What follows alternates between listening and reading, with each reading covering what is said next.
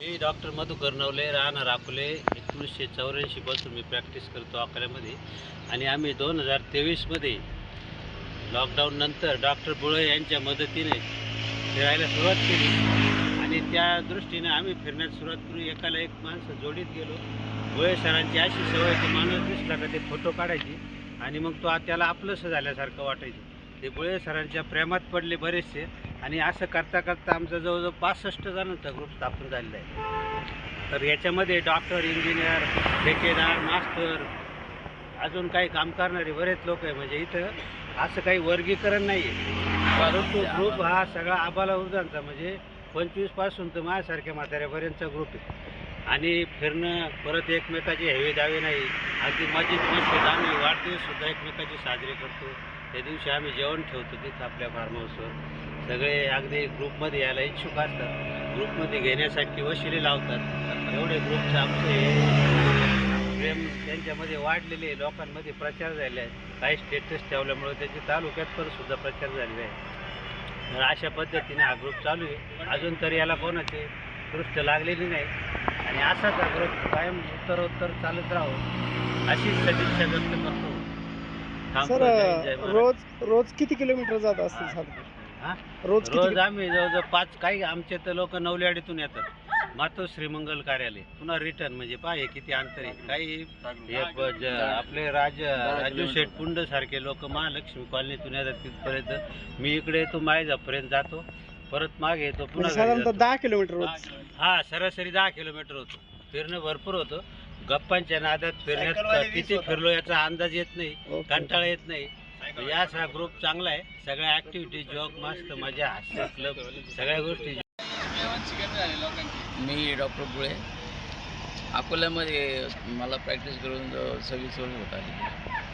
परंतु सगळेजण आपापल्या पद्धतीने वेगवेगळे फिरत होते. करोनाने अशी एक संधी सगळ्यांना दिली की सगळ्यांना काही काळापुरतं विभक्त केलं. आणि त्यानंतर प्रत्येकजण आपल्या पद्धतीने आरोग्यासाठी फिरत होता. सकाळ संध्याकाळ कोणी टेकड्यावर जायचं, कोणी सकाळ रोडनी फिरायचं, कोणी घरामध्ये व्यायाम करायचा करोनाच्या पिरियडमध्ये. त्याच्यानंतर मात्र लोक करोना संपल्यानंतर एकत्र आले आणि त्यानंतर बरेचसे ग्रुपने फिरायला लागले. त्याच्यामुळे आपलं सुखदुःख वाटायला लागले.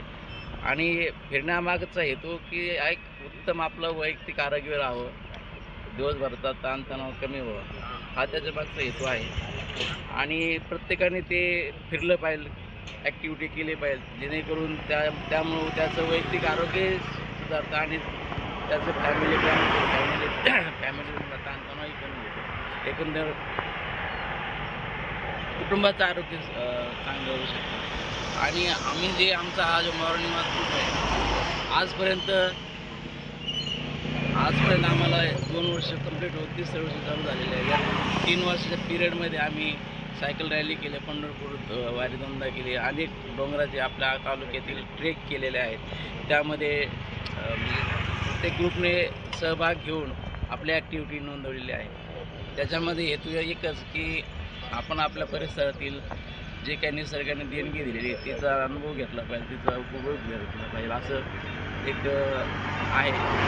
आणि आपण आपल्या ठिकाणी एवढा सुंदर परिसर असताना त्याचा फायदा उपभोग घेत नाही असं वाटायला लागतं की आपण त्या ठिकाणी जाऊन आलेलो नाही. आमच्यातले ग्रुपमध्ये डॉक्टरने सांगितलं की आबालवृद्ध आहेत, अगदी 15 वर्षापासून ते 70 वर्षाला ट्रेक केलेले तालुक्यात सगळे ट्रेकिंग करतो. आणि दिवसभर फिरल्यामुळं याच्यामध्ये सकाळी फिरल्यामुळे दिवसभराचा जो काही लोड होतो, जो काही ताणाचं टेन्शन कमी होऊन जातं. आणि इथे कोणाचाही हेवादावा काही नाही. आणि हा ग्रुप भविष्यातही असाच राहावं, सगळ्यांनी वैयक्तिक आरोग्य सांभाळावं. मी या माध्यमातून आपल्याला विनंती करेन सगळ्यांना की प्रत्येकाने आपलं जमेल ते व्यायाम करावं, आरोग्य सांभाळावं. आमच्यासारखे डॉक्टरांकडे जाण्याचा त्यांना कमी योग यावा अशी अपेक्षा करतो. Walk for health. Morning group walk for health. Morning group walk for health. परत एकदा. छत्रपती शिवाजी महाराज की जय. शिवाजी महाराज की जय.